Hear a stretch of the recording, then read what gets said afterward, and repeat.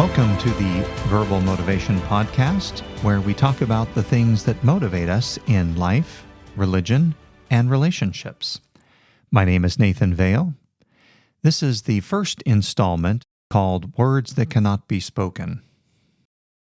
I was washing my hands in the bathroom at the University of Utah some years ago, and I noticed someone scratched onto the wall the question, quote, "Why do you censor speech? They are just blanking words," unquote. I was a little puzzled by that question as I stood there, water dripping off my hands, because if you think it through logically, the fact that he used the F word in his question disproves his point entirely. If he is right and words have no meaning, then whatever censorship he was complaining about wouldn't matter, and he wouldn't bother using the F word. In fact, words are not just words, so much so that we ought to be more careful with them. In a powerful juxtaposition to the bathroom wall vandal, 3 Nephi 26:18 records, quote, "And many of them saw and heard unspeakable things, which are not lawful to be written," unquote. I used to really be annoyed by that verse because I wanted to know, what did Jesus say, and how is it so profound that it cannot be written or repeated? My understanding of that scriptural event changed dramatically the day of the Sandy Hook school shooting. As you may remember, the whole day was nothing but news, one traumatic revelation after the next. I was driving home from work that day listening to a Christian radio station, and a minister interrupted the music because he wanted to say a prayer for the children at Sandy Hook. As he did, tears literally began streaming down my face because his prayer was so powerful. Now, if I went back and found the transcript from that show and read his prayer on this podcast, I don't think it would mean anything to you, nor do I think tears would follow. In that moment, the circumstance of that day animated his prayer, and his words and the event galvanized into one, to the point that it would almost feel like an insult to repeat them out of context. Words are not just sounds our vocal cords make. They're a type of catalyst for something much larger and much more meaningful. In science, and medicine in particular, they talk about drug delivery systems, such as lipid or polymer-based nanoparticles that can be designed to improve the pharmacological and therapeutic properties of drugs. In other words, the effectiveness of a drug is greatly magnified by a good delivery system. In life, words are also a type of delivery system. Have you ever started a conversation by thinking, what do I want that person to feel while I'm talking? Or what do I want that person's reaction to be? If you consider your words a means to an end, or a delivery system, your words will become more powerful because they will reflect the effect you want to have on that person. If you love someone, for example, why would you ever decide to hurt them with words? You wouldn't.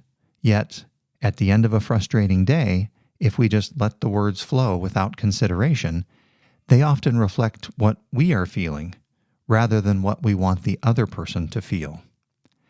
If you are on the receiving end, it feels like the person is attacking you, but actually, they are just emptying the trash from their day, so to speak, and you happen to be in the way. In sharp contrast, why are we courteous to a random stranger we meet at the grocery store?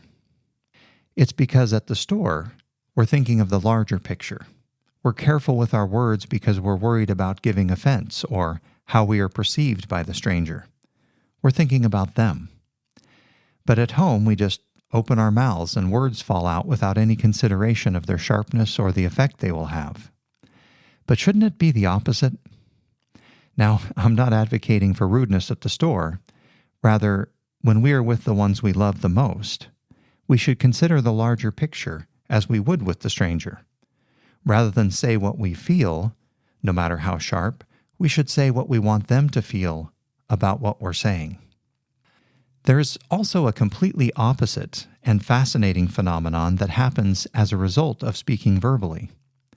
It's the effect those words have on the person speaking them. Expressing life experiences out loud to a dear friend or even a therapist can heal the emotions of the person speaking them. It's like a self-healing serum through expression. But it only works if there's someone there to listen. Try talking out loud in an empty room. It will do nothing for you. If a tree falls in the woods, it definitely makes a sound. But if words fall on deaf ears, they don't. This self-healing happens more often, I think, than we realize. Have you ever heard someone telling a story about something like getting pulled over or some other dramatic or interesting event, and suddenly you're anxious to tell your story about getting pulled over, and you feel the excitement of the experience all over again?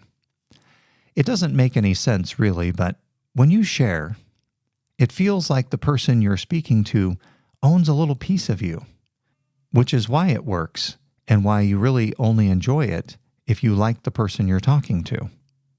If that doesn't sound right to you, try telling a story that means something to you to someone you don't like. It almost leaves a bad taste in your mouth because you don't want to enjoy that moment with them. Picture in your mind, if you would, your best friend. So, not a romantic partner for this example, but a best friend. What do you do with that person 90% of the time that makes them your best friend? The answer is very likely that you talk most of the time. Now, you may have traveled the world with that person or had other actual experiences, but even without those experiences, you would probably still be best friends as long as you can talk. The reverse, however, is probably not true. If you won an all-expense-paid vacation to Europe with that person, and the only restriction is that during those 2 weeks, you could not speak to them, not one word, you probably wouldn't enjoy the trip at all. For reasons that we don't truly understand, we all need to express ourselves, and the people we do that with own a little piece of us. As a result, the more you talk and express yourself to someone, especially when you're expressing very personal things, the closer you feel to them. Even the prophets of old recognized the power of spoken words. In 2 Nephi 2:33 it says, "Neither am I mighty in writing, like unto speaking." Now that's obviously a religious example, but think about the great speakers of the past and present. Martin Luther King Jr., Simon Sinek, or one of my original favorites, Zig Ziglar. If you read their words, they are good words, but they don't have the same influence that they do when you hear them spoken. There is great power and motivation in the spoken word. Now when I read that verse about Jesus teaching words that cannot be spoken, it doesn't bother me, because I have a pretty good idea what he said. He probably wasn't unveiling some profound new doctrine or saying something no one had heard before. Their cities had been destroyed. They were in darkness for 3 days, and they were full of fear and desperation. And when Jesus came, his words gave them hope, because he is Jesus Christ, the Savior of the world. Those words became sacred to them for the same reason those words are sacred to every person who reaches out to the Savior for hope in a fallen world, a hope that only he can offer, in words that only he can say, that we are forgiven, that we will live again, and despite the darkness and destruction of this life, we will live together with our families forever. Those are powerful words. Imagine hearing them from his own lips. They would become sacred and unrepeatable in each one of us. My name is Nathan Vale, and this is the Verbal Motivation Podcast.